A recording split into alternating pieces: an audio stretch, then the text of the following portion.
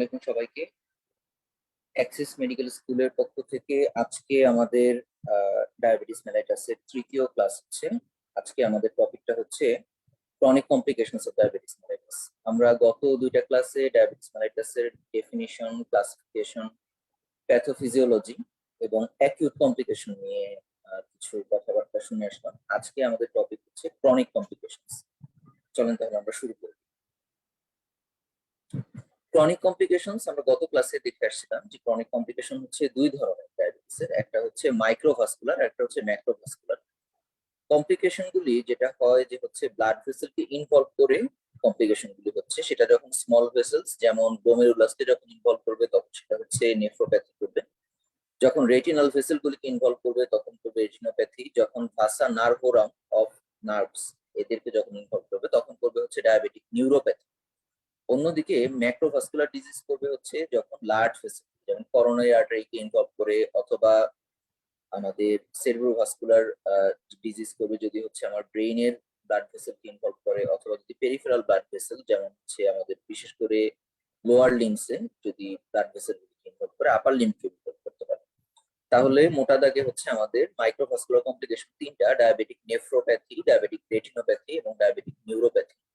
ওইদিকে macrovascular complication হচ্ছে cardiovascular disease, সেরিব্রোভাস্কুলার disease যেটা আগে বলা হতো এক মাস পরে, এটাকে বলা হয় স্ট্রোক এবং টিআইএ, এবং পেরিফেরাল ভাস্কুলার ডিজিজ।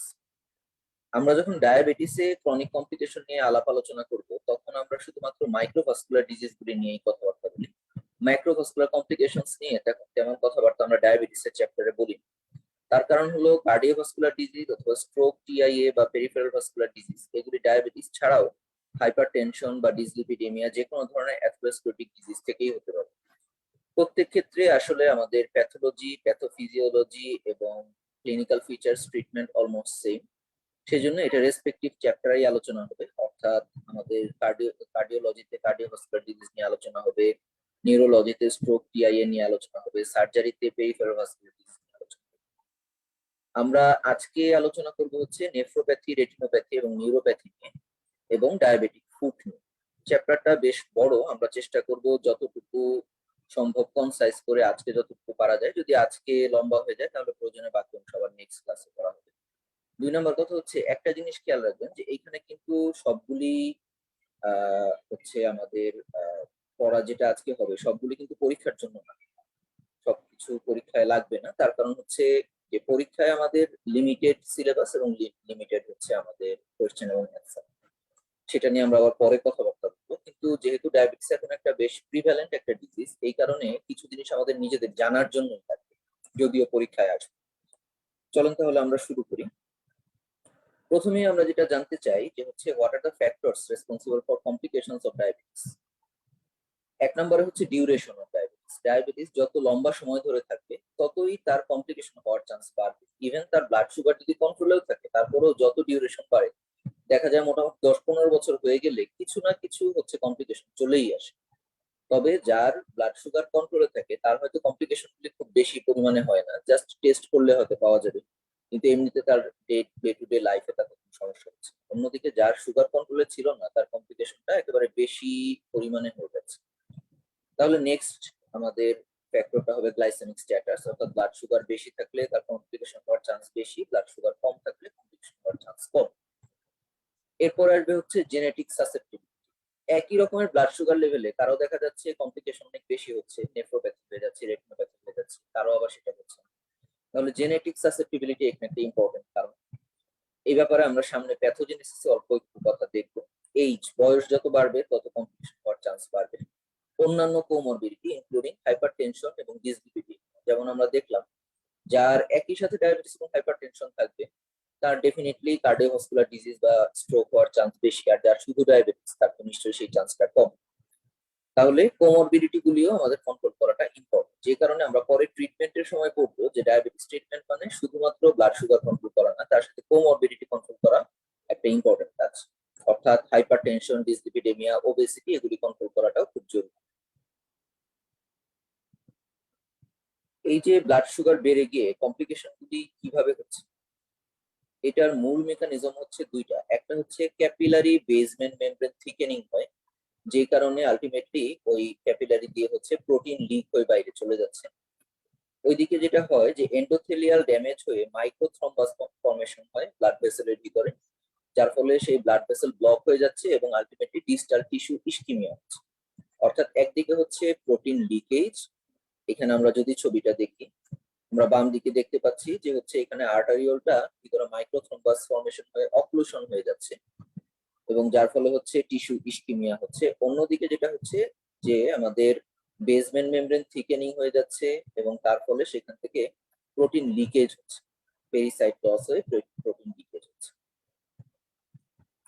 এই জিনিসগুলি কিভাবে হয়? আমরা বললাম যে বেসমেন্ট মেমব্রেন থিকেনিং হচ্ছে এবং হচ্ছে লিকিনেস বেড়ে যাচ্ছে। এটা তো হচ্ছে আলটিমেট আমাদের ফাইন্ডিংস, কিন্তু এটার পাথওয়েটা একেবারে এক্সাক্ট পাথওয়ে তো বলাটা কঠিন, তবে সায়েন্টিস্টরা বেশ কিছু প্যাথোজেনেটিক পাথওয়ে এটা হাইপোথেসাইজ করা হয়, মোটামুটি ভাবে 5টা, শুধুমাত্র জানার জন্য পরীক্ষায় জিজ্ঞেস করা হয়। 1 নাম্বার হচ্ছে increase flux of glucose through polyol pathway. 2 number হচ্ছে production of advance glycation end product বা এজিই। 3 নাম্বার হচ্ছে increase expression of receptor for the AGE. 4 নম্বরে হচ্ছে activation of protein kinase C এবং 5 নম্বর হচ্ছে over activity of the hexosamine pathway. Just একটু বোঝার জন্য আমরা বলি, এগুলি সবার শেষ যে পাথওয়ে, একেবারে শেষ কথা, এই 5টা থেকে আলটিমেট যে পাথওয়েটা হয় সেটা হচ্ছে increase production of free radical. আমরা থার্ড ইয়ারে না, একবার সিলেবাসে 4th ইয়ারে আমরা হচ্ছে ফ্রি রেডিক্যাল ড্যামেজ সম্পর্কে পড়ে আসছি। সুপার অক্সাইড ইত্যাদি ইত্যাদি যে আয়নগুলি থাকে সেগুলি দিয়ে হচ্ছে আমাদের যেটা বলে যে হচ্ছে অক্সিডেটিভ স্ট্রেস চলে আসে এবং দেখা যায় যে যাদের ব্লাড সুগার অনেকদিন ধরে অনেক বেশি থাকে তাদের এই মাইটোকন্ড্রিয়াল সুপার অক্সাইড প্রোডাকশনটা বেড়ে যায় এবং কারো কারো জেনেটিক সাসেপ্টিবিলিটি থাকে যে এই মাইটোকন্ড্রিয়াল সুপার অক্সাইড প্রোডাকশনটা বাড়ায় দেওয়ার জন্য কিছু জেনেটিক মিউটেশন। তাহলে এই যে জেনেটিক সাসেপ্টিবিলিটি অথবা যাদের অনেকদিন ব্লাড সুগার বেশি থাকার কারণে কমপ্লিকেশন হয়, তাদের একটা ইম্পর্টেন্ট পাথওয়ে হতে পারে এই super oxide damage, free radical damage. পলিওল pathway বলতে কি বোঝানো হচ্ছে? আমরা জানি গ্লুকোজ এটা হচ্ছে একটা রিডিউসিং সাবস্টেন্স, এটা রিডাকশন হয়ে কিভাবে রিডাকশন হচ্ছে? By the enzyme aldose reductase. তাহলে গ্লুকোজ যখন শরীরে বেড়ে যাচ্ছে তখন এই অ্যালডোজ রিডাকটেজ এনজাইমের মাধ্যমে গ্লুকোজটা রিডাকশন হয়ে অ্যালকোহলে, করেসপন্ডিং অ্যালকোহলে পরিণত হয়। যেমন গ্লুকোজের ক্ষেত্রে এই অ্যালকোহলটা হচ্ছে সরবিটল। এখন সমস্যা হলো যে এই যে সরবিটল, এই সরবিটল সে নিজেও হচ্ছে এর জন্য টক্সিক, টিস্যুর জন্য টক্সিক। তার উপরে যখন হচ্ছে সরবিটলটা তৈরি হচ্ছে তখন এনএডিপিএইচটা আবার হলো ডিপ্লিটেড হয়ে এনএডিপি তৈরি হচ্ছে, যার ফলে সেইখানেও আমাদের অক্সিডেটিভ স্ট্রেস চলে যাচ্ছে। তাহলে এটা হচ্ছে একটা পাথওয়ে, যে কারণে অ্যালডোজ রিডাকটেজ এনজাইমকে ইনহিবিট করার মাধ্যমে ডায়াবেটিস কমপ্লিকেশন প্রিভেন্ট করার জন্য একটা চেষ্টা করা হয়, কিছু ঔষধপত্র দেওয়া হয় যেটা আমরা সামনে একটু পরে গিয়ে করবো। 2 নম্বরে হচ্ছে অ্যাডভান্স গ্লাইকেটেড এন্ড প্রোডাক্ট তৈরি হওয়া।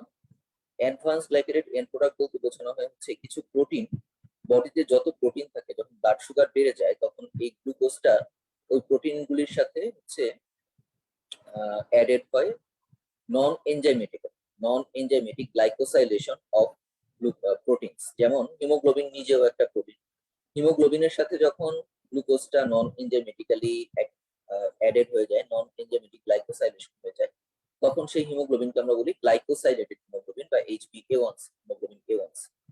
একইভাবে শরীরের অন্যান্য প্রোটিন গুলিতেও গিয়ে ঝামেলা হয়।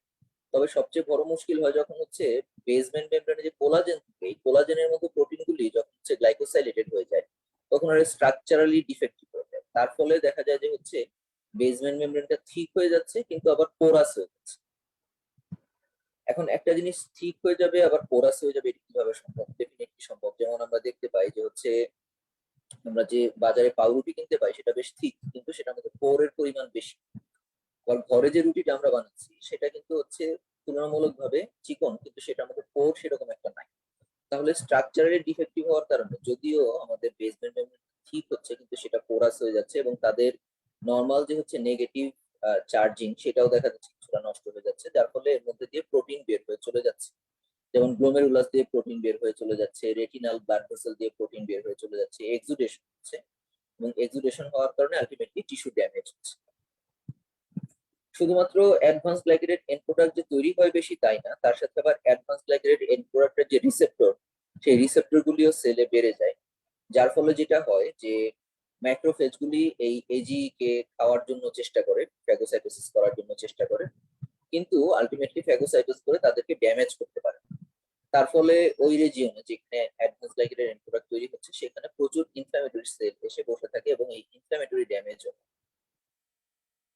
এর সাথে তৈরি হয় increase protein kinase C, blood sugar যখন বেড়ে যায়, এবং এই প্রোটিন কাইনেজ সি অনেকগুলি অ্যাক্টিভিটির মাধ্যমে হচ্ছে আমাদের অক্সিজেন ফ্রি রেডিক্যালের মাধ্যমে অন্যান্য আরো বেশ কিছু অ্যাক্টিভিটি ইনক্লুডিং সাইটোকাইনের মাধ্যমেও এরা হচ্ছে টিস্যু ড্যামেজ করে।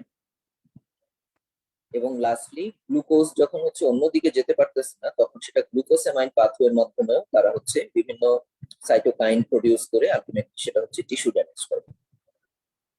তাহলে আবারও আমরা বললাম যে এটা হচ্ছে শুধুমাত্র জেনে রাখার জন্য, আমরা ক্লাস করার সময় শুনে রাখলাম, কিন্তু বাস্তবে কিন্তু এই জিনিসটা আমাদেরকে পরীক্ষার সময় ধরবে না। ধরবে কখন? Post graduation. তাহলে এখন সেটা নিয়ে চিন্তা নেই, আগে ফাইনাল প্রপ যাক, তারপরে পোস্ট গ্রাজুয়েশন চিন্তা করা হবে। তাহলে আমরা এখন আমাদের কমপ্লিকেশন দেখি। সবার আগে হচ্ছে ডায়াবেটিক রেটিনোপ্যাথি, অর্থাৎ রেটিনাল ড্যামেজ ফ্রম ডায়াবেটিস। এখনকার দিনে এটা ব্লাইন্ডনেস এর একটা ইম্পর্টেন্ট কারণ, যদিও আমরা জানি ব্লাইন্ডনেস এর ইম্পর্টেন্ট কারণের মধ্যে ক্যাটারেক্ট সবচেয়ে ইম্পর্টেন্ট, এখন গ্লুকোমা আছে, আগের দিনে ছিল হচ্ছে আমাদের যেটা ছিল সে জেরোফথ্যালমিয়া, যখন ভিটামিন এ ডেফিসিয়েন্সি ছিল, কিন্তু রেগুলার ইপিআই শিডিউলের মধ্যে যে ভিটামিন এ খাওয়ানো হয় তার ফলে এখন ওই জিনিসটা একটু কমে আসছে। ক্যাটারেক্ট এখন একটা ইম্পর্টেন্ট কারণ, তবে ডায়াবেটিক রেটিনোপ্যাথিও একটা ইম্পর্টেন্ট কারণ। যত দিন যাবে তত ডায়াবেটিস টাইপ 1 এবং টাইপ 2 দুই ধরনের ডায়াবেটিসই হচ্ছে রেটিনোপ্যাথি হওয়ার চান্স বাড়বে। বাম দিকে যে ছবিটা দেখা যাচ্ছে সেটা হচ্ছে একজন নর্মাল মানুষ যেভাবে চোখে দেখবে, আর ডায়াবেটিক রেটিনোপ্যাথি পেশেন্টের রেটিনার বিভিন্ন জায়গায় হচ্ছে ইস্কিমিয়া এবং হেমোরেজ হওয়ার কারণে উনি চোখে কম দেখবে, জায়গায় জায়গায় ছোপ ছোপ ব্লাইন্ড স্পট চলে আসতেছে। এটা হচ্ছে ডায়াবেটিক রেটিনোপ্যাথি একজন পেশেন্টের ভিশনটাকে সাইমুলেট করা। তাহলে ভিশন একটা ইম্পর্টেন্ট জিনিস। চোখে যদি দেখতে না পাওয়া যায় তাহলে সেলফ কনফিডেন্স কমে যায়, আরেকজন মানুষের উপরে ডিপেন্ডেন্স হতে হয়, আয় রোজগার করা যায় না, অনেক ঝামেলা। যে কারণে রেটিনোপ্যাথি একটা ইম্পর্টেন্ট কমপ্লিকেশন যেটা আমরা প্রিভেন্ট করতে চাই। কি কি প্যাথোফিজিওলজি গিভেন ডায়াবেটিক রেটিনোপ্যাথিতে, এটা আমরা অলরেডি একটু আগে যেটা পড়ে আসলাম প্যাথোজেনেসিস, তার পাশাপাশি হচ্ছে ক্যাপিলারি উইকেনিং, স্মুথ মাসল ডেথ, এবং হচ্ছে প্রথম দিকে ব্লাড ফ্লো বেড়ে যাওয়া ক্যাপিলারিতে এবং পরের দিকে গিয়ে রেটিনাল ইস্কিমিয়া। এর কারণে আমরা যে ফিচারগুলি পাই সেটাকে আমরা কয়েক ভাগে ভাগ করে নিই। একটা হচ্ছে নন প্রলিফারেটিভ ডায়াবেটিক রেটিনোপ্যাথি, যেটাকে এনপিডিআর বলা হচ্ছে। আরেকটা হচ্ছে প্রলিফারেটিভ ডায়াবেটিক রেটিনোপ্যাথি। নন প্রলিফারেটিভ ডায়াবেটিক রেটিনোপ্যাথি হচ্ছে যখন এদের কোনো নিওভাস্কুলারাইজেশন হয়, অর্থাৎ নিউ ভেসেল যখন প্রোডাকশন হয়নি, তখন সেটাকে বলা হচ্ছে আমাদের এনপিডিআর। আর যখন নিউ ভেসেল প্রোডাকশন হয়ে গেল তখন সেটা প্রলিফারেটিভ, তখন সেটাকে বলা হচ্ছে পিডিআর। আচ্ছা, তাহলে কি কি ফিচার্স পাওয়া যায় আমাদের এই ডায়াবেটিক রেটিনোপ্যাথিতে? যেমন নন প্রলিফারেটিভ ডায়াবেটিক রেটিনোপ্যাথি যেটা, সেখানে আমাদের পাওয়া যাচ্ছে হলো micro aneurysm, dot and blot haemorrhage, exudate, এবং হচ্ছে কটন উল স্পটস। এটা আমরা একটু পরেই যাচ্ছি যে কি কি ফিচার এখানে পাওয়া যায়। ওইদিকে প্রলিফারেটিভ ডায়াবেটিক রেটিনোপ্যাথিতে পাওয়া যাচ্ছে হলো নিওভাস্কুলারাইজেশন।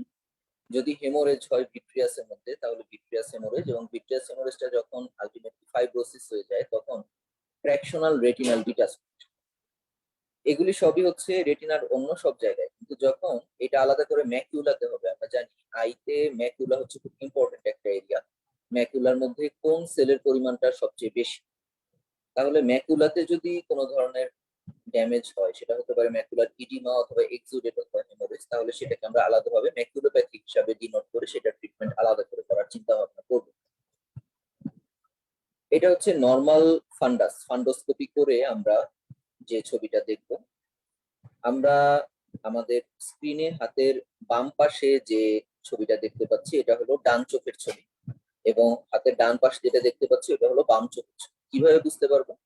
আমার ছবিতে অপটিক ডিস্কটা আমার হাতের যেদিকে থাকবে ওটা হচ্ছে পেশেন্টের সেই ছবি, ঠিক আছে?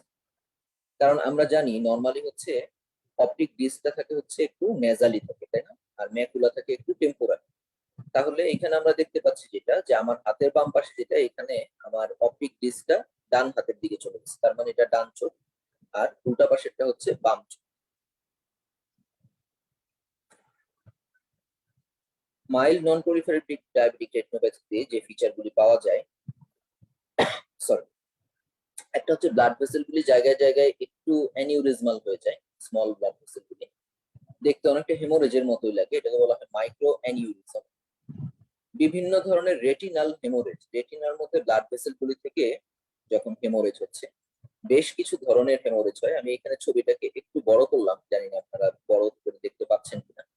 যখন একেবারে ছোট হয় সেটাকে বলা হয় হচ্ছে ডট হেমোরেজ, একেবারে নিচের দিকে এটা হচ্ছে ডট হেমোরেজ। আর যখন তার চেয়ে একটু বড় হয় সেটা হয় হচ্ছে ব্লড হেমোরেজ। আর মোমবাতির শিখার মতো এখানে যে অপটিক ডিস্কের নিচ দিয়ে মোমবাতির শিখার মতো একটা হচ্ছে ইয়ে দেখা যাচ্ছে, হেমোরেজ দেখা যাচ্ছে, এটা হচ্ছে ফ্লেম শেপ। ফ্লেম শেপ হেমোরেজটা ডায়াবেটিসের চেয়ে বেশি দেখা যায় হচ্ছে আমাদের হাইপারটেনসিভ রেটিনোপ্যাথি।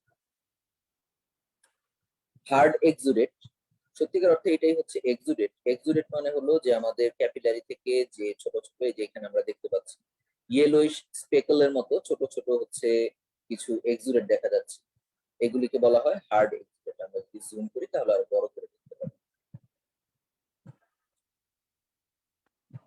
আরেকটু সিভিয়ার যখন হয় এই নন proliferative ডায়াবেটিক রেটিনোপ্যাথি, তখন কটন উল স্পট দেখা যায়। এখানে আমরা দেখতে পাচ্ছি তুলার মতো সাদা সাদা কিছু জিনিস, যেগুলি বর্ডারটা ওয়েল ডিমার্কেটেড না, কিন্তু একটু লার্জার সাইজে। সরি, এটা কোথায় চলে গেল, আমার সামনে চলে গেছে। তাহলে কটন উল স্পট, এগুলির নাম হচ্ছে কটন উল স্পট। এটা ডায়াবেটিক রেটিনোপ্যাথিতে দেখা গেলেও প্রিন্সিপালি এটার জায়গা হচ্ছে হাইপারটেনসিভ রেটিনোপ্যাথি। আচ্ছা, ভেনাস লুপ, ভেইনটা দেখতে একটা লুপের মতো করে তৈরি হয়। ভেনাস বিট, ভেইন গুলি দেখতে অনেকটা হচ্ছে বরবটির মতো বা তসবির দানার মতো দেখা যায়। এখানে আমরা ছবি দেখতে পাচ্ছি, ভেইনটা নর্মালি একেবারে লম্বা না হয়ে, এইখানে যে ছবিটা এটা আরো স্পষ্ট দেখা যাচ্ছে। এতক্ষণ যে আমরা ছবিগুলি দেখতেছিলাম এগুলি হচ্ছে ফান্ডাসের কালার ফটোগ্রাফি, যেটাকে বলা হয় কালার ফান্ডাস ফটোগ্রাফি। কিন্তু ফান্ডাসের এনজিওগ্রাম করা যায় আলাদাভাবে, যেটাকে বলা হয় ফ্লুরেসিন ফান্ডাস এনজিওগ্রাম। এটা হচ্ছে ভেনাস বিট, এটা আমরা স্পষ্ট দেখতে পাচ্ছি যে আমাদের এই ব্যাকগ্রাউন্ডে দেখ সাদা সাদা এর মধ্যে হচ্ছে এই ভেইনটা কেমন একেবারে বিডিং হয়ে গেছে, তসবির দানার মতো হয়ে গেছে। আচ্ছা, অনেক সময় ব্লাড ভেসেল গুলি কর্কস্ক্রু অ্যাপিয়ারেন্স পেয়ে যায়, তখন সেটাকে বলা হয় intraretinal microvascular abnormality. Proliferative diabetic retinopathy তখনই বলবো যখন নিউ ভেসেল ফর্মেশন হচ্ছে, সেটা যদি ডিস্কের আশেপাশে দেখা যায়। এখানে আমরা ছবিতে দেখতে পাচ্ছি এই যে গোল করে দেওয়া, যেখানে অ্যাবনর্মাল ঝালরের মতো বড় বড় হচ্ছে আমাদের পাতলা পাতলা কেমন যেন একটা দেখতে ব্লাড ভেসেল দেখা যাচ্ছে অনেকগুলি। আর মোটা যেগুলি সেগুলি কিন্তু হচ্ছে অরিজিনাল ভালো ব্লাড ভেসেল, যেগুলি চিকন এবং ঝালরের মতো সেগুলি হচ্ছে নিউ ব্লাড ভেসেল। সেটা ডিস্কের মধ্যে হতে পারে, ডিস্কের বাইরে হতে পারে। আচ্ছা, এছাড়া ভিট্রিয়াসের মধ্যে হেমোরেজ হয়, যেটাকে আমরা বলি ভিট্রিয়াস হেমোরেজ, সেটা ভিট্রিয়াসের ভিতরে হতে পারে, অথবা অনেক সময় ভিট্রিয়াসের পিছনে রেটিনার সামনে, যেটা বোট শেপ হয়ে যায়, তখন নৌকার মতো উপরের দিকে হচ্ছে একটা আপার বর্ডার থাকে হরাইজন্টালি, সেটাকে বলা হয় সাব হায়ালয়েড, বড় বড়। এই ইয়েগুলি যদি অনেকদিন থেকে যায়, তাহলে যদি ব্লিডিংটা অনেকদিন ধরে থেকে যায় ভিট্রিয়াস হেমোরেজ, তাহলে আলটিমেটলি সেটা ফাইব্রোসিস হয়। ফাইব্রোসিস হয়ে রেটিনাকে তখন সেটা ডিটাচমেন্ট করে ফেলে। রেটিনাল ডিটাচমেন্ট কাকে বলে? যখন হচ্ছে রেটিনাল পিগমেন্ট লেয়ারটা বাকি 9টা লেয়ার থেকে ডিটাচ হয়ে যায়, সেপারেট হয়ে যায়, সেটাকে বলা হয় রেটিনাল ডিটাচমেন্ট। ফাইব্রাস ট্র্যাকশনের কারণে যেটা হয় সেটাকে বলা হয় ট্র্যাকশনাল রেটিনাল ডিটাচমেন্ট। আচ্ছা, একই সাথে ভিট্রিয়াস হেমোরেজ এবং ট্র্যাকশনাল রেটিনাল ডিটাচমেন্ট এখানে আমরা ছবিতে দেখতে পাচ্ছি। এছাড়া ম্যাকিউলার মধ্যে যদি হচ্ছে ইডিমা বা এক্সুডেট হয়, সেটাকে আমরা বলতেছি ম্যাকিউলোপ্যাথি। তাহলে এইখানে ডায়াবেটিক রেটিনোপ্যাথি আমরা ইনভেস্টিগেট করার জন্য কি কি টেস্ট করতে পারি? এমনি আমরা ক্লিনিক্যালি যেটা করতে পারি সেটা হচ্ছে আমরা ফান্ডোস্কোপি করতে পারি আমাদের অফথালমোস্কোপ দিয়ে। আচ্ছা, এর বাইরে আমরা কি করতে পারি? আমরা হচ্ছে চোখের আমাদের অফথালমোলজিস্টের কাছে যে বড় মেশিনটা থাকে, যেটাকে আমরা বলি হচ্ছে স্লিট ল্যাম্প বায়োমাইক্রোস্কোপ। আমরা জানি ফান্ডোস্কোপ দিয়ে আমরা বা অফথালমোস্কোপ দিয়ে আমরা হচ্ছে শুধু পোস্টিরিয়র সেগমেন্টটা দেখতে পাই, ঠিক আছে, অর্থাৎ পোস্টিরিয়র 1/3 বা 2/3 অফ দ্য ভিট্রিয়াস এবং রেটিনা, এটা আমরা দেখতে পাই ফান্ডোস্কোপ দিয়ে। কিন্তু অ্যান্টেরিয়র সেগমেন্ট যেটা, অর্থাৎ কর্নিয়া, অ্যান্টেরিয়র চেম্বার, তারপর হচ্ছে আইরিস, পোস্টেরিয়র চেম্বার, লেন্স এবং অ্যান্টেরিয়র 1/3 অফ দ্য ভিট্রিয়াস, এগুলি কিন্তু হচ্ছে আমাদের ফান্ডোস্কোপ দিয়ে সেভাবে দেখা যায় না। এর জন্য আমাদের লাগবে হচ্ছে স্লিট ল্যাম্প বায়োমাইক্রোস্কোপ, যে মেশিনটা ওই যে আমরা আমাদের চোখের সার্জারি রুমে যে মেশিনটা, এর বাইরে টেস্ট আমরা যেগুলি করতে পারি কালার ফান্ডাস ফটোগ্রাফি, এখানে যে রঙিন ছবিগুলি আমরা দেখলাম, ফ্লুরেসেন্ট ফান্ডাস এনজিওগ্রাম, যদি আমরা ব্লাড ভেসেল গুলিকে আরো সুন্দরভাবে দেখতে চাই সূক্ষ্মভাবে, অপটিক্যাল কোহেরেন্স টোমোগ্রাফি, এটা হচ্ছে আমরা রেটিনা এবং ম্যাকুলার যদি ক্রস সেকশনাল ভিউ গুলো দেখতে চাই, একটু পরে আমরা ছবি দেখবো, এটা একটু খরচটা বেশি, যাদের ক্ষেত্রে সেই খরচটা বিয়ার করা যায় না বা যেসব জায়গায় এই অপটিক্যাল কোহেরেন্স টোমোগ্রাফি মেশিন নাই, তাদের ক্ষেত্রে আল্ট্রাসোনোগ্রাম করা হয়, যেটাকে বলা হয় বি স্ক্যান আল্ট্রাসোনোগ্রাম। এছাড়া ভিজুয়াল ফিল্ড দেখার জন্য পেরিমেট্রি। আচ্ছা, ফ্লুরেসিন ফান্ডাস এনজিওগ্রাম, যেমন এখানে আমরা ছবিতে দেখতে পাচ্ছি একজনকে হচ্ছে ফ্লুরেসিন ইনজেকশন দিয়ে তারপরে তাকে আমাদের মেশিনের ব্লু লাইট দিয়ে হচ্ছে ছবি তোলা হচ্ছে। অন্য এনজিওগ্রামের থেকে এটার পার্থক্য হলো অন্য এনজিওগ্রামে আমাদের এক্স রে রেডিয়েশন দিয়ে এনজিওগ্রামটা করতে হয়, কিন্তু চোখের ভেসেল গুলি যেহেতু এমনিতেই দেখা যায়, এখানে এক্স রে রেডিয়েশন লাগে না, ব্লু লাইট ফিল্টার দিয়ে হয়ে যায়। আচ্ছা, এটা হচ্ছে অপটিক্যাল কোহেরেন্স টোমোগ্রাফির ছবি। এখানে আমরা দেখতে পাচ্ছি যে একটা উপরে ডান দিকে ম্যাকুলাটা দেখা যাচ্ছে, একটা হচ্ছে আপনার অনেকটা যেমন ইয়ের মতো, কূপের মতো মনে হচ্ছে যে এখানে একটা কূপ খনন করা হচ্ছে, ওরকম বা আগ্নেয়গিরির মুখের মতো দেখা যাচ্ছে। এটা হচ্ছে একটা নর্মাল ম্যাকুলা, কিন্তু অনেক সময় ম্যাকুলার মধ্যে ইডিমা হয়, যে দেখা যাচ্ছে ম্যাকুলাটা লাল হয়ে গেছে, তাহলে বা এক্সুডেট তৈরি হচ্ছে, এটা আমরা ওসিটি করে বা অপটিক্যাল কোহেরেন্স টোমোগ্রাফি করে দেখতে পাচ্ছি। What is the treatment of diabetic retinopathy? এক নম্বর অবশ্যই গুড কন্ট্রোল অফ ডায়াবেটিস, অবশ্যই কন্ট্রোল অফ হাইপার টেনশন। আমরা জানি হাইপার টেনশনটাও আলাদা করে রেটিনোপ্যাথি করে, এবং এইখানে যদি আমরা একটু মনে রাখার জন্য বলি যে হাইপার টেনসিভ রেটিনোপ্যাথির কিছু আলাদা ফিচার আছে, তার মধ্যে ছিল হচ্ছে arteriovenous nipping, silver wiring of the arterioles, হচ্ছে কটন উল স্পট এবং প্যাপিলিডিমা। এই চারটা ফাইন্ডিংস ছিল হচ্ছে আমাদের হাইপারটেনসিভ রেটিনোপ্যাথি ফিচার। আর আমরা ডায়াবেটিক রেটিনোপ্যাথি ফিচার গুলো অলরেডি পড়ে আসলাম, সবকিছু আমাদের মনে থাকবে না, কিন্তু ডায়াবেটিক রেটিনোপ্যাথির অন্তত তিনটা ফিচার মনে রাখতে হবে। একটা হচ্ছে হেমোরেজ, একটা হচ্ছে হার্ড এক্সুডেট, আর একটা হচ্ছে নিওভাস্কুলার। এই তিনটা আমরা মনে রাখতে পারি যে এগুলি হচ্ছে ডায়াবেটিক রেটিনোপ্যাথির ফিচার্স। আচ্ছা, তাহলে ডায়াবেটিস এবং প্রেসার কন্ট্রোলের বাইরে অনেক সময় যেটা হয় যে হচ্ছে অনেক বড় বড় করে নিউ ভেসেল তৈরি হয়ে যাচ্ছে, ওগুলিকে আমরা পোড়া দিয়ে দিতে চাই। ফটো কোয়াগুলেশন কি দিয়ে পোড়া দিব? এখানে তো ডায়াথার্মি দিয়ে পোড়ানো যাবে না, লেজার দিয়ে আমরা ফটো কোয়াগুলেশন করতে পারি, আর্গন লেজার দিয়ে ফটো কোয়াগুলেশন করা যায়, যেটা প্রোগ্রেশন টু ব্লাইন্ডনেস প্রিভেন্ট করতে পারে। তবে খেয়াল রাখতে হবে ম্যাকুলাকে কোয়াগুলেট করা যাবে না, তাহলে আবার ভিশনটা হ্যাম্পার হয়ে যাবে। আর্গন লেজার দিয়ে হচ্ছে কোয়াগুলেশন করা হয়। এছাড়া আরো বিভিন্ন ধরনের লেজার আছে আমরা জানি, যেমন ইয়াগ লেজার আছে, ইয়াগ লেজার দিয়ে হচ্ছে ক্যাপসুলোটমি করা যায়। ক্যাটারেক্ট সার্জারি করার পরে অনেক সময় পোস্টেরিয়র যে ক্যাপসুলটা রেখে দেওয়া হয়, পোস্টেরিয়র ক্যাপসুলে ওপেসিটি ডেভেলপ করে, যেটাকে বলা হয় পোস্টেরিয়র ক্যাপসুলার ওপেসিটি বা পিসিও, অথবা পোস্টেরিয়র সাবক্যাপসুলার ক্যাটারেক্ট। তখন ওইটার সার্জারি করাটা একটা কষ্টকর ব্যাপার, টেকনিক্যালি ডিফিকাল্ট। ওইটাকে কেটে ফেলার জন্য ইয়াগ লেজার ক্যাপসুলোটমি ইউজ করা হয়।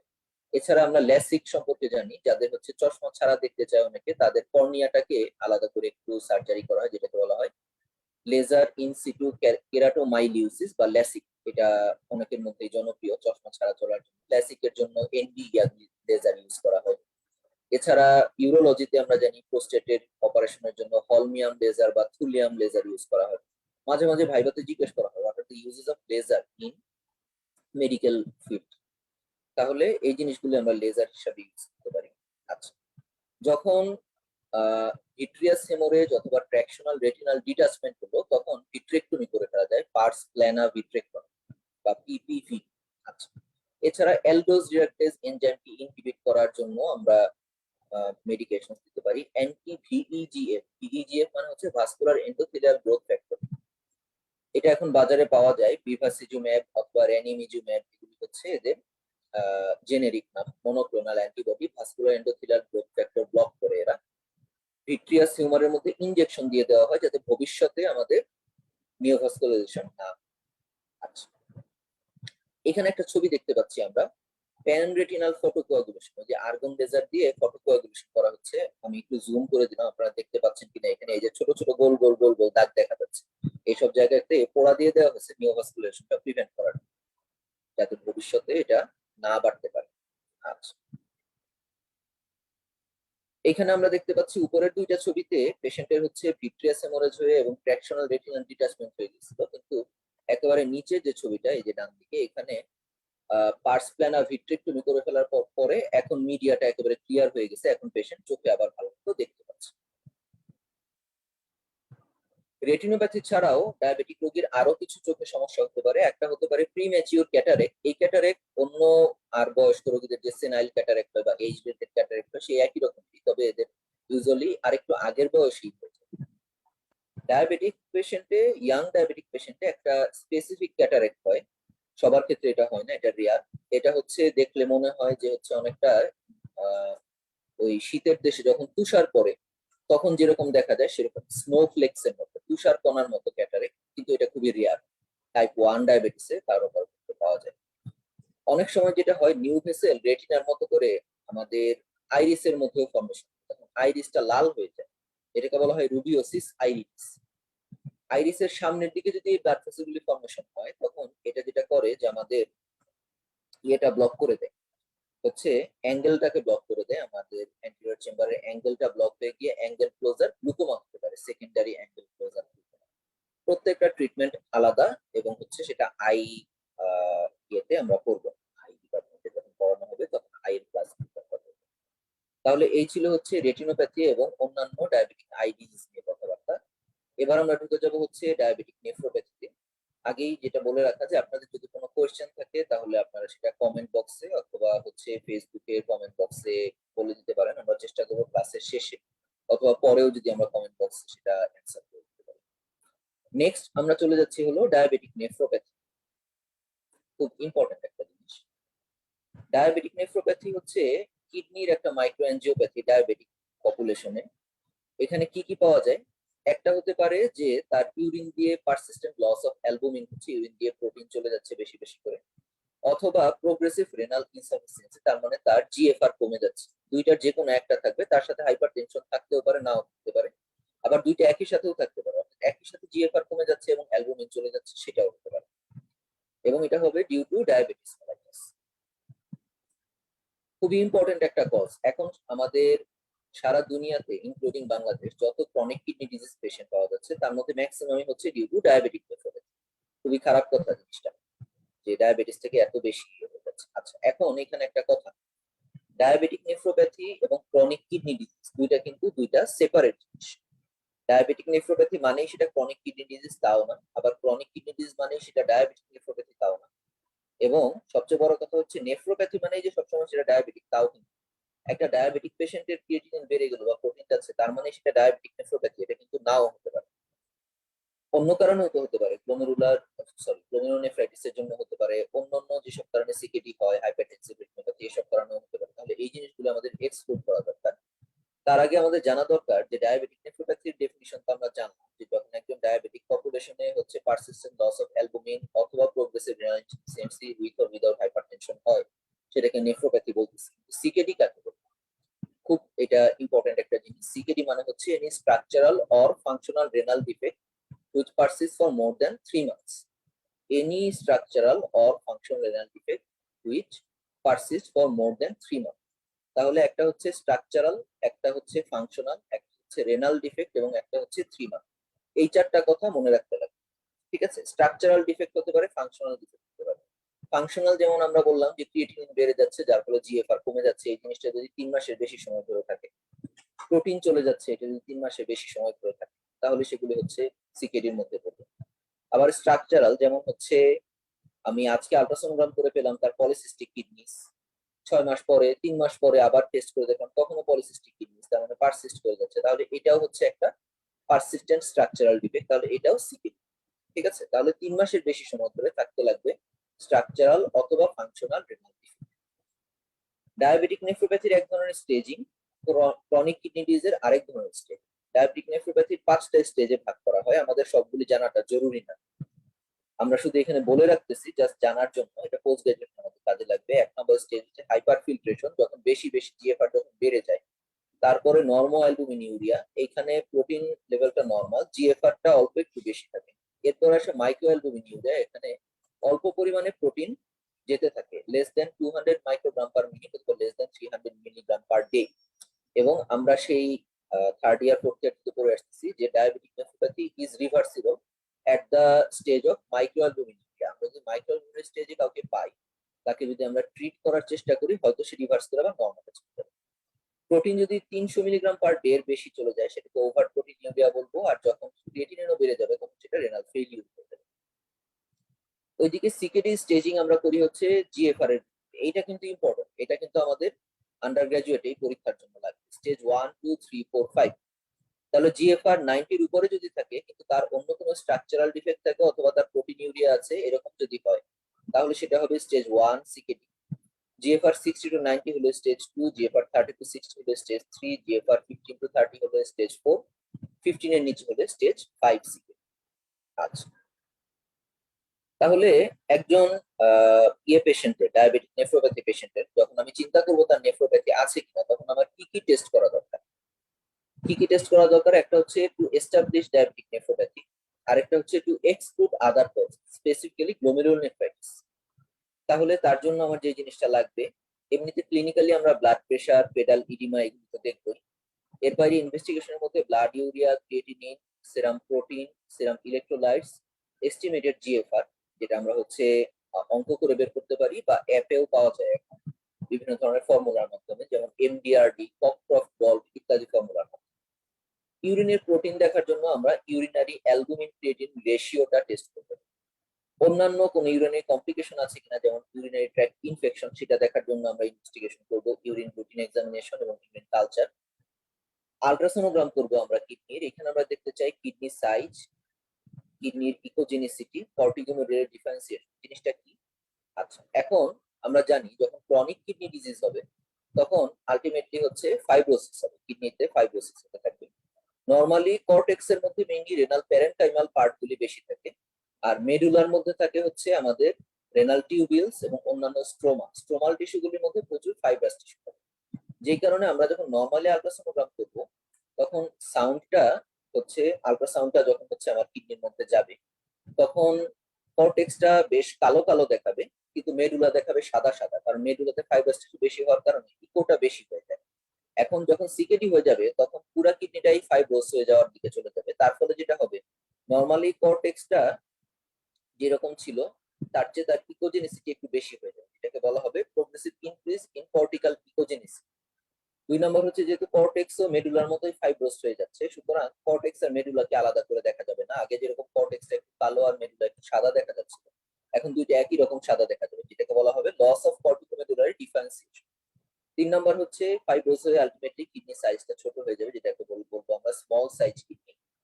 তাহলে এই তিনটা ফিচার যদি আল্ট্রাসোনোগ্রামে পাওয়া যায় তাহলে আমরা এটাকে সিকেডির ফেভারে দেবো। পরীক্ষায় কোনো কোনো সময় জিজ্ঞেস করা হতে পারে যে how will you differentiate between AKI and CKD by ultrasonogram. তাহলে এই তিনটা কথা আমরা বলতে পারি যে when there is small kidney size, increased cortical echogenicity এবং decreased corticomedullary differentiation, then it goes in favor of chronic kidney disease. আচ্ছা, এছাড়া আমরা পোস্ট ভয়েডাল রেসিডিউ অফ ইউরিন দেখতে চাই, পিভিআর। পোস্ট ভয়েডাল রেসিডিউ কেন দেখতে চাই? ব্লাডার আউটলেট অবস্ট্রাকশনের জন্য, সেটা পোস্টেড বড় হয়ে অর্থাৎ বিপি হয়েও হতে পারে, আবার অনেক সময় যেটা হয় যে হচ্ছে আমাদের নিউরোজেনিক ব্লাডার হয় ডায়াবেটিক পার্সোনাল অটোনমিক নিউরোপ্যাথি থেকে, তাহলে নিউরোজেনিক ব্লাডার থেকেও হতে পারে। তখন যদি অনেকদিন ধরে আমাদের এই ব্লাডারে প্রচুর পরিমাণে ইউরিন জমা থাকে ব্যাক প্রেশারের কারণে আলটিমেটলি হাইড্রোনেফ্রোসিস, এবং সেইখান থেকে হচ্ছে আমাদের লস অফ রিনাল ফাংশন, যেটাকে আমরা বলবো হচ্ছে যখন শুধুমাত্র হাইড্রোনেফ্রোসিস সেটাকে আমরা বলবো হলো অবস্ট্রাকটিভ নিউরোপ্যাথি, যখন সেখান থেকে ক্রিয়েটিনিনও বেড়ে যাবে ব্যাক প্রেশারে আমাদের কিডনি ড্যামেজ হবে সেটাকে আমরা বলবো অবস্ট্রাকটিভ নেফ্রোপ্যাথি। তাহলে এই জিনিসটা আছে কতটুকু সেটা দেখার জন্য পিভিআর অর্থাৎ post vital receive of urine দেখাটা জরুরি। রেনাল বায়োপসি কখন করবো? Renal biopsy usually diabetic nephropathy করতে হয় না। কখন করতে হয়? যখন হচ্ছে আমাদের চিন্তা থাকবে যে এটা কি ডায়াবেটিস ছাড়া অন্য কোনো কারণে নেফ্রোপ্যাথি হচ্ছে কিনা। যেমন ডায়াবেটিক নেফ্রোপ্যাথি আছে কিন্তু পেশেন্টের কোনো রেটিনোপ্যাথি নাই, এটা খুব আনইউজুয়াল, তার মানে এটা হয়তো ডায়াবেটিক নেফ্রোপ্যাথি না, অন্য কোনো কারণে হচ্ছে। সেই ক্ষেত্রে আমরা হচ্ছে বায়োপসি করতে চাইবো। যদি অনেক বেশি প্রোটিনিউরিয়া হয়, একেবারে 1 gram 2 gram per day proteinuria, rapid deterioration of renal function, normally diabetic nephropathy এটা হচ্ছে স্লোলি প্রোগ্রেস, খুবই স্লোলি হয় এবং স্লোলি প্রোগ্রেস করে। কিন্তু দেখা যাচ্ছে আজকে ক্রিয়েটিনিন ছিল 2, কালকে হয়ে গেল 4, মানে কালকে না, মানে 1 মাস পরে, তার 2 মাস পরে হয়ে যাচ্ছে 5, এটা খুব আনইউজুয়াল, এটা ডায়াবেটিক নেফ্রোপ্যাথি হওয়ার কথা না, সেক্ষেত্রে আমরা বায়োপসি করবো। 4 নাম্বার হচ্ছে অ্যাক্টিভ ইউরিনারি সেডিমেন্টস, অর্থাৎ ইউরিন আরিতে আমরা যদি আরবিসি অথবা আরবিসি কাস্ট পাই তাহলে আমরা চিন্তা করবো যে এটা হয়তো ডায়াবেটিক নেফ্রোপ্যাথি না, কারণ ডায়াবেটিক নেফ্রোপ্যাথিতে আরবিসি কাস্ট আসার কথা না, এটা হয়তো গ্লোমেরুলোনেফ্রাইটিস। এই চিন্তা করে আমরা বায়োপসি করবো। তাহলে these are the indications of renal biopsy in a diabetic nephropathy patient. আচ্ছা, ট্রিটমেন্ট কি? আবারও সেই একই কথা, ব্লাড সুগার এবং ব্লাড প্রেশার কন্ট্রোল করতে হবে। প্রোটিন রেস্ট্রিকশন সীমিত পরিমাণে, খুব বেশি প্রোটিন রেস্ট্রিক্টেড লাগে না, কারণ আমাদের দেশে আমরা এমনিতেই প্রোটিন কম খাই। ফ্লুইড এবং ইলেকট্রোলাইট ব্যালেন্স, অর্থাৎ হচ্ছে পানি কতটুকু খাবে এবং সোডিয়াম পটাশিয়ামের ব্যালেন্সটা এটা সবার ক্ষেত্রে একই না, এক একজনের জন্য এক এক রকম। পরপর তো সবাইকে যে 1 লিটার পানি খাবেন এটা বলে দেওয়া যাবে। আদার important ions including calcium, phosphate, parathyroid hormone, vitamin D এবং ইউরিক অ্যাসিড, এগুলির অপটিমাম লেভেল মেনটেন করা। অ্যানিমিয়া ট্রিটমেন্ট করাটা ইম্পর্টেন্ট। আমরা জানি সিকেডি থেকে অ্যানিমিয়া হয়, আবার অ্যানিমিয়া যখন হয় তখন সিকেডি প্রোগ্রেস করতে চায়। কারণ হলো কি, যে আমাদের যে রেনাল টিউবিউল মেডুলাতে থাকে, এগুলি কিন্তু এমনিতেই একটু ব্লাড সাপ্লাই কম পায়, যেহেতু রেনাল পোর্টাল এর কারণে গ্লোমেরুলাসেই বেশিরভাগ ব্লাড সাপ্লাইটা চলে যায়। তারপর যখন টিউবিউলে যায় তখন এমনিতেই তাদের মধ্যে একটু অক্সিজেন নিউট্রিয়েন্টটা কম থাকে। তার মধ্যে অ্যানিমিয়া হলে সেই টিউবিউল গুলি আরো কম সাপ্লাই পাচ্ছে। এই জন্য নেফ্রন লস প্রিভেন্ট করার জন্য অ্যানিমিয়া কারেকশন করাটা জরুরি। Avoidance of nephrotoxic drugs, prevention and optimum treatment of urinary tract infection. বারে বারে ইনফেকশন হলে রেনাল ফাংশন ডিটেরিয়েট করবে। Prevention and treatment of obstructive neuropathy, ওই যে একটু আগে আমরা বললাম, যদি ব্লাডার অবস্ট্রাকশন থাকে সেটাকে প্রিভেন্ট করা এবং ট্রিট করার ব্যবস্থা করা। রেনাল রিপ্লেসমেন্ট থেরাপি বলতে আমরা বুঝি হচ্ছে ডায়ালাইসিস এবং ট্রান্সপ্লান্ট। ডায়ালাইসিস আবার দুই ধরনের হয়, একটা হচ্ছে হেমোডায়ালাইসিস আর একটা হচ্ছে পেরিটোনিয়াল ডায়ালাইসিস। এছাড়া আরেকটা জিনিস আছে হেমোডায়াফিল্ট্রেশন বা সিআরআরটি, কন্টিনিউয়াস রেনাল রিপ্লেসমেন্ট থেরাপি। এগুলো একটু অ্যাডভান্স জিনিস, এগুলো নিয়ে নেফ্রোলজিস্টরা স্যাররা পড়াবেন। ঠিক আছে। আচ্ছা, তাহলে নেফ্রোপ্যাথিও শেষ, আমরা এবার নিউরোপ্যাথিতে ঢুকবো। জানি না আজকে কতটুকু শেষ করা যাবে, চেষ্টা করবো শেষ করে দিতে, তা না হলে বোরিং হয়ে যাবে বেশি টান দেখলে। ডায়াবেটিক নিউরোপ্যাথি দুই ধরনের হয়, একটা হচ্ছে সোমাটিক আর একটা হচ্ছে অটোনমিক। অর্থাৎ যখন আমাদের পেরিফেরাল নার্ভ গুলিকে ধরবে তখন সেটাকে আমরা বলবো হচ্ছে সোমাটিক নিউরোপ্যাথি, আর যখন অটোনমিক নার্ভাস সিস্টেমকে ধরবে সেটাকে আমরা বলবো হচ্ছে অটোনমিক নিউরোপ্যাথি। সোমাটিক নিউরোপ্যাথি হতে পারে পলিনিউরোপ্যাথি, অর্থাৎ মাল্টিপল নার্ভকে ধরতেছে, সেটা সিমেট্রিক্যাল হতে পারে, অ্যাসিমেট্রিক্যাল হতে পারে।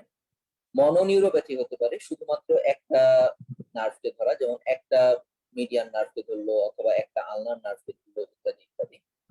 যদি এমন হয় এক পাশে একটা নার্ভকে, পেরিফেরাল নার্ভকে ইনভলভ করলো, আবার আরেক পাশে আরেকটা, যেমন এক হাতের মিডিয়ান নার্ভ, আরেক হাতের আলনার নার্ভ, আবার আরেক পায়ে সুরাল নার্ভ, তাহলে সেটাকে বলা হয় মনোনিউরাইটিস মাল্টিপ্লেক্স। আচ্ছা,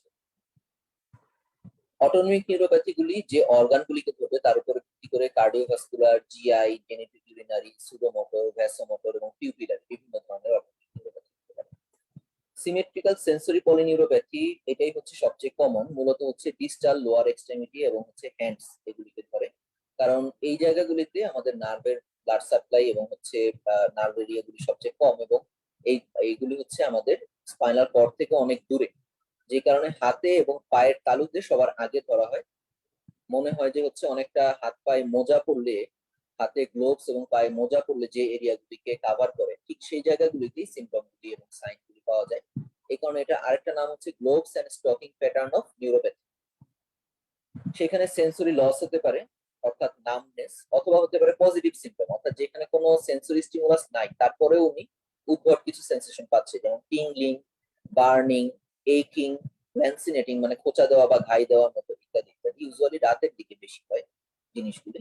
এছাড়া প্যারেস্থেশিয়া, অর্থাৎ এক ধরনের সেন্সেশন দিলে আরেক ধরনের সেন্সেশন পাওয়া যাচ্ছে। হাইপারেস্থেশিয়া, অল্প একটু সেন্সেশনে লাভ দিয়ে মনে হয় যে একেবারে আরেক দিকে চলে যাবে এরকম। তার সাথে লস অফ টেন্ডন ডিফ্লেক্স হতে পারে অ্যাডভান্সড। মোটর নিউরোপ্যাথিটা ম্যাক্সিমাম ক্ষেত্রে অ্যাসিমেট্রিক্যাল হয়, কোনো কোনো সময় খুব সিভিয়ার হয়ে যায় এবং খুব পেইনফুল হয়, জিনিসটা খুব র্যাপিডলি ডেভেলপ করে মাসল ওয়েস্টিং হয়ে যায়, এটাকে বলা হয় ডায়াবেটিক অ্যামায়োট্রফি। এই জিনিসটা ইদানিং কম পাওয়া যায়, তবে এটা র্যাপিডলি হলেও এটার কিন্তু রিকভারিটা ভালো হয়। আর যেটা সিমেট্রিক্যাল ছিল সেটা স্লো হলেও সেটা রিকভারিটা পুয়ার। আচ্ছা, পলিনিউরোপ্যাথি থেকে কমপ্লিকেশন কি হতে পারে? সেন্সেশন পায় না দেখে তার পায়ে হাতে আলসার হতে পারে, জয়েন্টের মধ্যে প্রোপ্রিওসেপ্টিভ সেন্সেশন লস হয়ে শার্প আর্থ্রোপ্যাথি হতে পারে, জয়েন্ট ড্যামেজ হতে পারে, ডিসলোকেশন এবং স্ট্রেস ফ্র্যাকচার হতে পারে, এবং সবচেয়ে বড় কথা হচ্ছে আলটিমেটলি অ্যাম্পুটেশন, পা কেটে ফেলা লাগতে পারে। মনোনিউরোপ্যাথি বিভিন্ন ধরনের হতে পারে, যেমন যদি হাতের মধ্যে আমাদের মিডিয়ান নার্ভে যদি হচ্ছে চলে আসে, তাহলে কার্পাল টানেলে মিডিয়ান নার্ভটা যদি প্রেসার নিউরোপ্যাথি হয়, সেটাকে আমরা বলি হচ্ছে কার্পাল টানেল সিনড্রোম। আবার ওদিকে আমাদের কমন পেরোনিয়াল নার্ভ যদি ইনভলভ হয়, তাহলে ফুট ড্রপ হতে পারে। এছাড়া third fourth six nerve neuropathy হয়ে হচ্ছে আমাদের অফথালমোপ্লেজিয়া, অর্থাৎ চোখে ডিপ্লোপিয়া ইত্যাদি ইত্যাদি চলে আসে। সেভেন নার্ভ প্যালসি অর্থাৎ হচ্ছে বেলস পলসি। অটোনমিক নিউরোপ্যাথি যেমন কার্ডিওভাস্কুলার নার্ভ যদি হচ্ছে অটোনমিক নিউরোপ্যাথি যদি হয়, তাহলে পোস্টারাল হাইপোটেনশন সিম্প্যাথেটিক ব্লকেটের কারণে আমাদের ব্যারোরিসেপ্টর সিস্টেম কাজ করতে পারে না, তখন পোস্টারাল ড্রপ হয়। কিভাবে বুঝবো? বসা থেকে বা শোয়া থেকে দাঁড়ানোর পরে যদি 2-3 মিনিট পরে আমি প্রেসারটা মাপি, তাহলে সিস্টোলিক ব্লাড প্রেসারটা 20 মিলিমিটার বেশি ফল করবে। শোয়া অবস্থায় ছিল হচ্ছে 140, দাঁড়ানোর পরে দেখলাম হচ্ছে সেটা 115। অথবা ডায়াস্টোলিকটা 10 মিলিমিটারের বেশি ফল করবে, অর্থাৎ শোয়া অবস্থায় ছিল 85, দাঁড়ানো অবস্থায় দেখলাম সেটা হচ্ছে 70।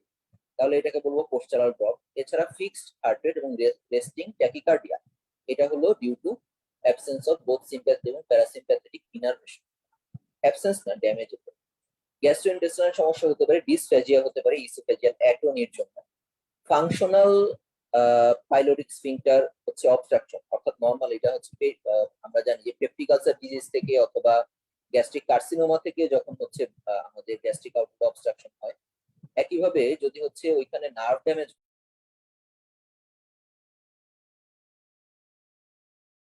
বলা হয় গ্যাস্ট্রোপ্যারেসিস, একটু ডিসকানেক্টেড হয়ে গেছিল। গ্যাস্ট্রোপ্যারেসিস বলা হয় ফাংশনাল গ্যাস্ট্রিক আউটলেট অবস্ট্রাকশন। এখানে অ্যাবডোমিনাল ফুলনেস, নশিয়া, ভমিটিং, এবং সেটা কিরকম হয়? প্রজেক্টাইল ভমিটিং, এবং vomiting out of previously taken food. দেখা যাচ্ছে যে আজকে দুপুরবেলা বা বিকালবেলা সেই ট্যাবলেটটা বা সেই খাবারগুলি বের হয়ে আসতেছে আনডাইজেস্টেড অবস্থা এবং ফাউল স্মেল অবস্থায়। আচ্ছা, এছাড়া স্মল বাওয়েল ঠিক মতো মুভ না করার কারণে স্মল বাওয়েল ব্যাকটেরিয়াল ওভারগ্রোথ হয়ে নকটার্নাল ডায়রিয়া হতে পারে, কনস্টিপেশন হতে পারে। ভ্যাসোমোটর কিছু সমস্যা হয়, যেমন পা ঠান্ডা থাকে এবং হচ্ছে সোয়েটিংটা কম হয় ইত্যাদি ইত্যাদি। জেনিটোরিয়ানি, তার মধ্যে সবচেয়ে ইম্পর্টেন্ট হচ্ছে আমাদের নিউরোজেনিক ব্লাডার এবং ইরেকটাইল ডিসফাংশন। এছাড়া গাস্ট্রিটরি সোয়েটিং, খেতে বসলে দেখা যায় কপাল খুব বেশি ঘেমে যাচ্ছে, হাতে টিস্যু নিয়ে বা গামছা নিয়ে বসতে হয় খাওয়ার সময়। Nocturnal sweats without hypoglycaemia, blood sugar কমে নাই, তাও দেখা যাচ্ছে অনেক বেশি ঘেমে যাচ্ছে। পিপিল সাইজ কমে যায় অনেক ক্ষেত্রে, লং কেস করার সময় খুব ঝামেলা হয়ে যায়। লং কেসে যদি চোখে ড্রপ দেওয়া হয়, দেখা যায় চোখ আর বড় হচ্ছে না, ফান্ডোস্কোপিও করা যাচ্ছে না। আমরা ইভালুয়েশন করব কিভাবে? আমরা হচ্ছে তাদের নার্ভাস সিস্টেম এক্সামিনেশন করব। বোথ হায়ার সাইকিক ফাংশনটা এখানে খুব বেশি ইম্পর্টেন্ট না, কিন্তু ক্র্যানিয়াল নার্ভ, সেন্সরি এবং মোটর ফাংশন এগুলি দেখাটা সবচেয়ে বেশি ইম্পর্টেন্ট। সেন্সরির মধ্যে আমাদের আমাদের হচ্ছে পেইন, টাচ এবং ভাইব্রেশন সেন্স, পজিশন সেন্স সবগুলি দেখতে লাগবে। কিছু কনফাউন্ডিং ডিসঅর্ডার মাথায় রাখতে লাগে, যেমন lumbar root disease, peripheral vascular disease ইত্যাদি ইত্যাদি। ইনভেস্টিগেশন যেগুলি করা যায়, ইলেকট্রোডায়াগনোসিস অর্থাৎ nerve conduction study, quantitative sensory testing এবং অটোনমিক নার্ভ ফাংশন টেস্ট, এগুলি ডিটেইলে আমরা যাবো না। নার্ভ ফাংশন টেস্ট যেটা নার্ভ কন্ডাকশন স্টাডি, সেটা বাংলাদেশে করা যায়। ইলেকট্রোমায়োগ্রাফি খুব বেশি একটা লাগে না, যদি না হচ্ছে ফুট মাসল দেখতে লাগে। আচ্ছা, কোয়ান্টিটেটিভ সেন্সরি টেস্টিং, এটা হচ্ছে সোমাটো সেন্সরি ডিসফাংশন দেখার জন্য, এটা খুব বেশি করা হয় না, বায়োথেসিওমিটার দিয়ে করা যায়, করা হয় না তেমন আমাদের দেশে।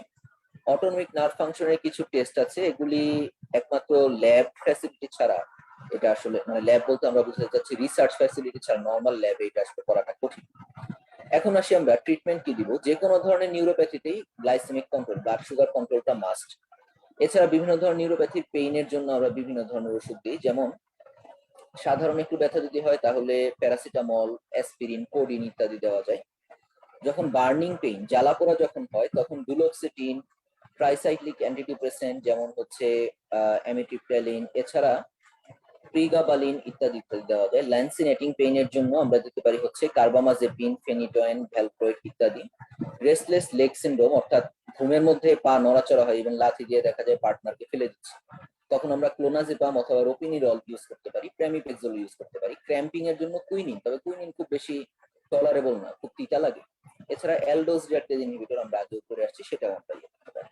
আচ্ছা, পোস্টারাল ড্রপ থাকলে কম্প্রেশন স্টকিং মোজা এক ধরনের পাওয়া যায়, কিন্তু এটা গরম লাগে, এটা আমি তেমন একটা করতে পারি না। কিছু ওষুধপত্র দেওয়া যায়, সেটা যেমন ফ্লুড্রোকর্টিসন, কিন্তু এটা টলারেবল একটু কম।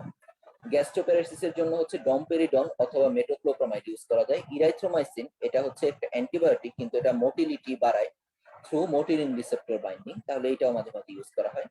ডায়াবেটিক ডায়রিয়ার জন্য অ্যান্টিবায়োটিক যেমন ইরাইথ্রোমাইসিন ইত্যাদি ইত্যাদি ইউজ করা যায়, তার সাথে লোপেরামাইড ইউজ করা যায়। নিউরোজেনিক ব্লাডারের মূল কাজ হচ্ছে intermediate self catheterization through Nelaton catheter, এটা আমরা হচ্ছে ইউরোলজিতে পড়ানো হবে আমাদেরকে। এক্সেসিভ সোয়েটিং এর জন্য অ্যান্টিকোলিনার্জিক ড্রাগ যেমন প্রোপ্যানথেলিন ইউজ করা যায়। ইরেকটাইল ডিসফাংশনের জন্য ফসফোডাইএস্টারেজ ইনহিবিটর, এছাড়া অন্যান্য কিছু ওষুধ যেমন প্রোস্টাগ্ল্যান্ডিন ই ইনজেকশন, এটা আমাদের দেশে অ্যাভেলেবল না। Vacuum.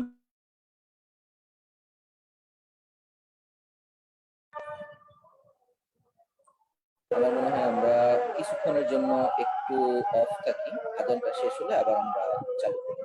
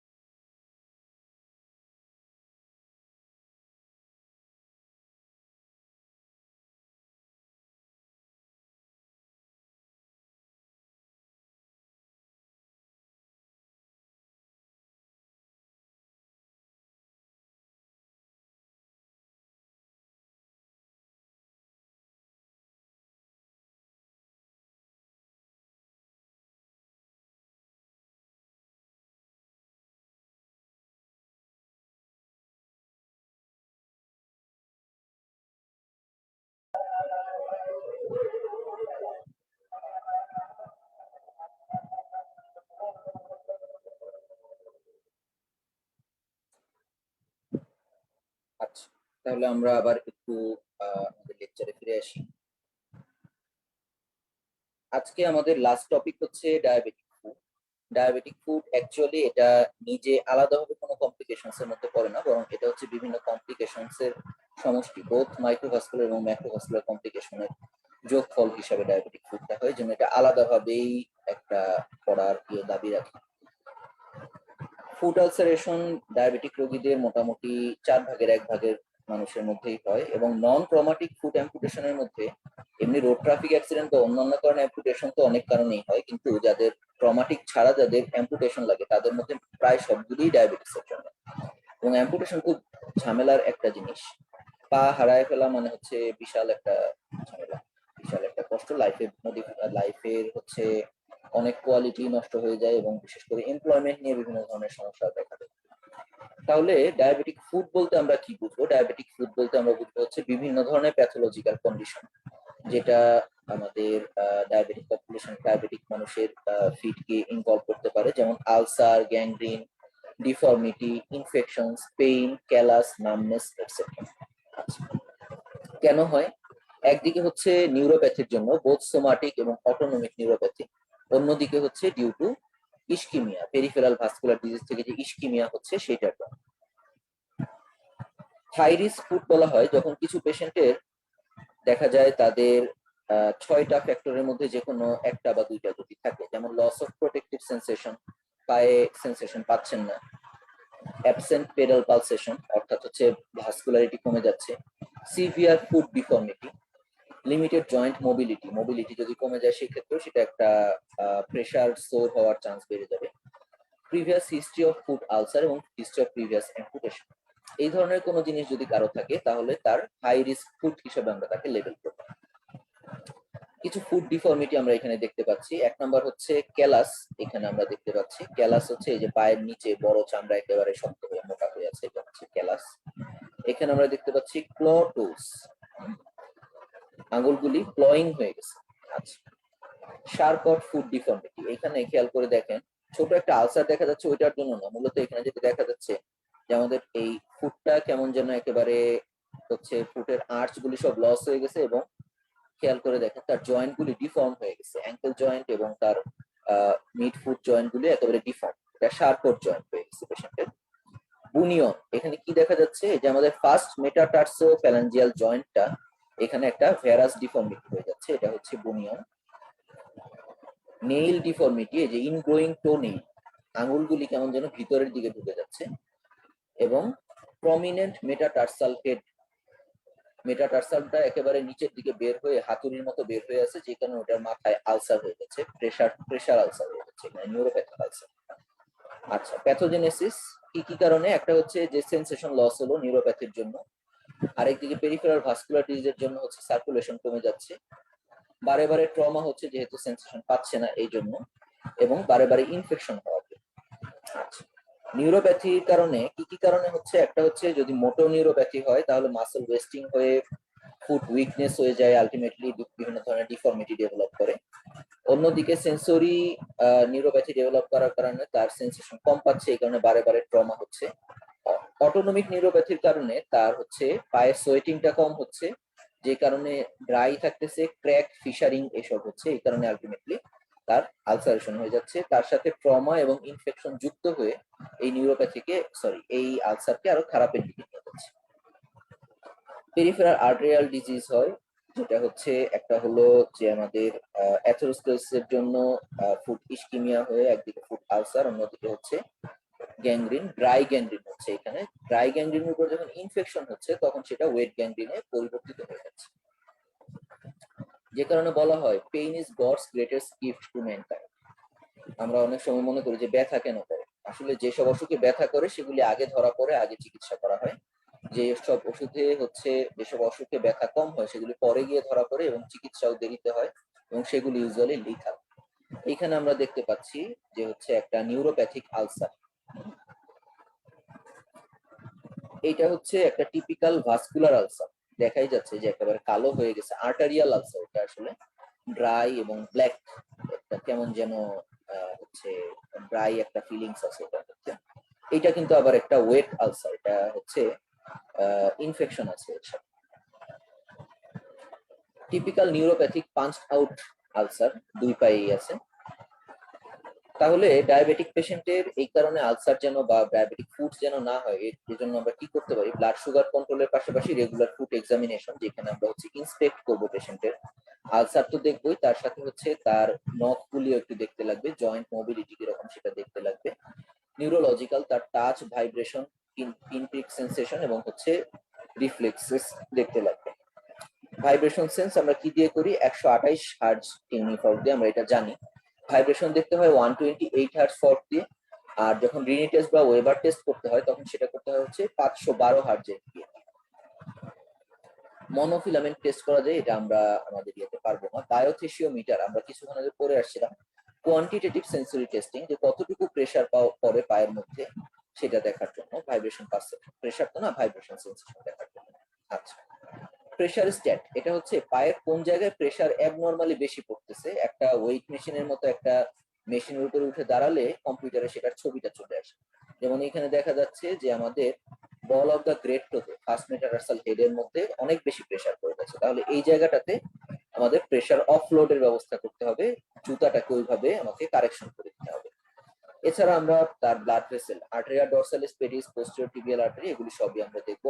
Ankle brachial pressure index দেখা যায়, এটা আমরা সব ক্ষেত্রে দেখি না।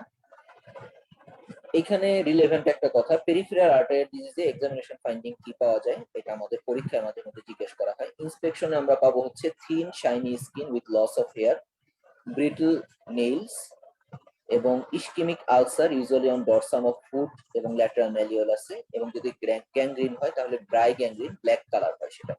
প্যালপেট করে আমরা পাবো হচ্ছে কোল্ড এক্সট্রিমিটিস, পালস ডিমিনিশ অথবা absent, pallor on elevation and rubor on dependency. পাটা উঠায় ফেললে হচ্ছে সেটা একেবারে পেইল হয়ে যায়, আবার নামায় ফেললে সাথে সাথে লাল হয়ে যায়, যেটা বলা হচ্ছে বার্জার সাইন। এটা বার্জার ডিজিজের জন্য ইম্পর্টেন্ট, আমরা আমাদের ডায়াবেটিক ইয়েতে এটা কম পাই। সুপারফিশিয়াল ভেইন গাটারিং হতে পারে। এছাড়া ক্যাপিলারি রিফিল টাইম বেড়ে যেতে পারে। আচ্ছা, grading of diabetic foot lesion, এটা আমাদের দরকার নাই, জাস্ট একটা জিনিস জেনে রাখা যে ডায়াবেটিক ফুটের ছয়টা গ্রেড আছে, গ্রেড 0 থেকে গ্রেড 5 পর্যন্ত। কি কি টেস্ট করব? CBC, blood sugar, creatinine, lipid profile. এছাড়া ওন সোয়াব থেকে কালচার করা লাগবে, ফুটের এক্স-রে করা লাগবে, অস্টিওমাইলাইটিস হলো কিনা সেটা দেখার জন্য, সিকুয়েস্টাম, ইনভলিউট্রাম কি কি সব হবে সেগুলো দেখার জন্য। পায়ে ব্লাড ভেসেল দেখার জন্য ডপলার স্টাডি করতে লাগবে, যদি প্রয়োজন হয় তাহলে পেরিফেরাল অ্যাঞ্জিওগ্রাম করতে হবে। ট্রিটমেন্টের মধ্যে এখানে ব্লাড সুগার কন্ট্রোলের জন্য এন্ডোক্রাইনোলজিস্ট, পায়ের জন্য পোডিয়াট্রিস্ট এবং ভাস্কুলার সার্জন সবারই এখানে ইনভলভমেন্ট লাগবে। জেনারেল মেজারের মধ্যে ব্লাড সুগার কন্ট্রোল এবং হাইপারটেনশন, ডিসলিপিডেমিয়া কন্ট্রোল লাগবে। পেশেন্টকে কিছু ফুড কেয়ার ইনস্ট্রাকশন দিয়ে দিতে হবে। কি কি ইনস্ট্রাকশন আমরা একটু জেনে রাখি জিনিসটা। এক নম্বর হচ্ছে টু অ্যাভয়েড হিট ইনজুরি, খুব গরম পানি দিয়ে যেমন টার্কিশ বা সনা বাথ নেওয়া যাবে না, আগুনের খুব কাছে যাওয়া যাবে না, বিশেষ করে পায়ের কাছে আগুন, যেমন গ্রামের দিকে অনেক জায়গায় যদি হচ্ছে পায়ের দিকে ওই যে আমাদের মাটির চূড়া থাকে তাহলে সেগুলো অ্যাভয়েড করতে লাগবে। হট ফোমেন্টেশন, গরম শেক নিয়ে ঘুমায় যাচ্ছে পায়ের সাথে, সকালবেলা উঠে দেখা গেল যে পুড়ে গেছে, টের পায় না, তাহলে বেডের মধ্যে হট ওয়াটার বোতল বা ব্ল্যাঙ্কেট ইউজ করা যাবে না রাতের বেলা, এবং অন্য যে কোনো ধরনের হিট ইনজুরি অ্যাভয়েড করতে লাগবে। পা ইন্সপেক্ট করতে হবে রেগুলারলি, নিজে একটু পায়ের তলাটা দেখতে হবে বা অন্য কাউকে দেখাতে হবে, বেশি মোটা হয়ে গেলে অনেক সময় পায়ের তলা দেখা যায় না, সেক্ষেত্রে আয়না ব্যবহার করতে হবে। নখ কাটতে হবে যখন নখ ভেজা থাকে, গোসলের পরে বা উজু করার পরে। স্ট্রেইট কাটতে হবে, আমরা যেমন হচ্ছে ক্রিসেন্টিক করে কাটি সেরকম ক্রিসেন্টের মতো চাঁদের মতো না কেটে সোজাসুজি এক কোণা থেকে আরেক কোণায়, এবং কোণাটা খুব বেশি ডিপ করে কাটা যাবে না। যদি নিজে না পারা যায় তাহলে প্রয়োজনে অন্যদের অর্থাৎ ট্রেইনড পার্সনের হেল্প নিতে হবে। আচ্ছা, জুতা কিরকম হতে হবে? জুতা হতে হবে হচ্ছে ইউজুয়ালি চামড়ার জুতা, এটা কিনতে যেতে হবে বিকাল বেলা, কারণ সকালের দিকের চেয়ে বিকালের দিকে পাটা একটু বড় হয়ে যায় দাঁড়ায় থাকার জন্য। তাহলে জুতা কিনতে যাওয়ার আগে যেটা করতে হবে, পায়ের একটা আউটলাইন কার্ডবোর্ডের মধ্যে একটা শেপ কেটে নিয়ে যাওয়া লাগবে, তারপরে যখন বিকালবেলা কিনতে গেলাম যখন, তখন আগে পায়ে দিয়ে সেটা দেখবো, সেটা চামড়ার জুতা পরার জন্য আমরা চেষ্টা করবো, স্যান্ডেল না জুতা, এবং কাপড়ের না হয়ে চামড়ার জুতা, যেটা টো বক্সটা অর্থাৎ পায়ের সামনের দিকটা হতে হবে গোল এবং হোয়াইট। আমরা যেমন ফ্যাশনেবল যে জুতাগুলি পরি যে শুয়ের সামনের দিকটা চিকন, ওরকম যেন না হয়। তারপরে সেটা একবার পরে দেখার পরে আবার সেটার মধ্যে ওই কাগজটা ঢুকাই দিয়ে দেখতে হবে যে ওটা ঠিক মতো ইয়ে করে কিনা, ফিট করে কিনা, নাকি সেটা আবার হচ্ছে দলা মোচড়া পাকায় যায়। কারণ যদি নিউরোপ্যাথি থাকে তাহলে তো পা ভিতরে ঢুকানোর পরে উনি বুঝবে না, মনে করবে যে না পায়ে তো ভালোই ফিট হচ্ছে। কিন্তু যদি আমরা কার্ডবোর্ডটা ঢুকানোর পরে দেখি সেটা হচ্ছে আপনার ইয়ে হয়ে যাচ্ছে, শেপটা দলা মোচড়া হয়ে যাচ্ছে, তাহলে বুঝতে হবে যে এটা তার জন্য আইডিয়াল হয়নি। হিলটা ফ্ল্যাট হলে ভালো হয় এবং থিক সোল হতে হবে, কিন্তু ভিতরের সাইডটা সফট হতে হবে।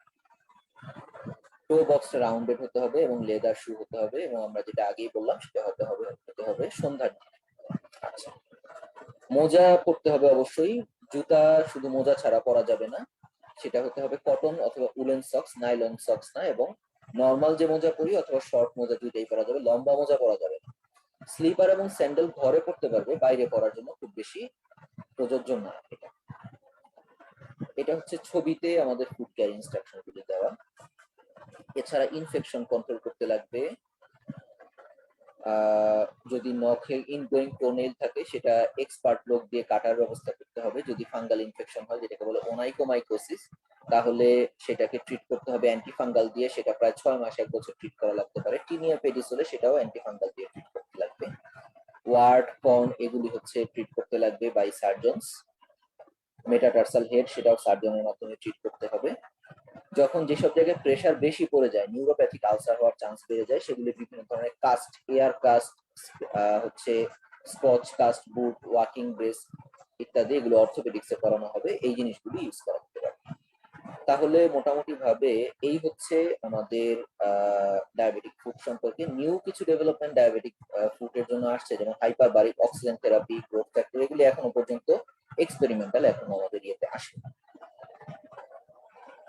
তবে ডায়াবেটিক ফুড ছাড়া অন্য কিছু কারণ, যেমন হচ্ছে বার্জাস ডিজিজ, লেপ্রোসি, টেবিস ডরসালিস, পেরিফেরাল নিউরোপ্যাথি থেকে ভেনাস আলসারেশন হয়ে, অন্য কিছু ইনফেকশন যেমন টিবি ইত্যাদি থেকে, ম্যালিগন্যান্সি থেকে যেমন স্কোয়ামাস সেল কার্সিনোমা থেকে আলসার হয়, তাহলে কজ অফ আলসার সার্জারিতে একটা সেপারেট চ্যাপ্টার এবং ইম্পর্টেন্ট চ্যাপ্টার, ওটা আমরা সার্জারিতে পড়ে নিব। তাহলে আমরা কমপ্লিকেশনস, ক্রনিক কমপ্লিকেশন আজকে কিভাবে জানি শেষ করে দিলাম।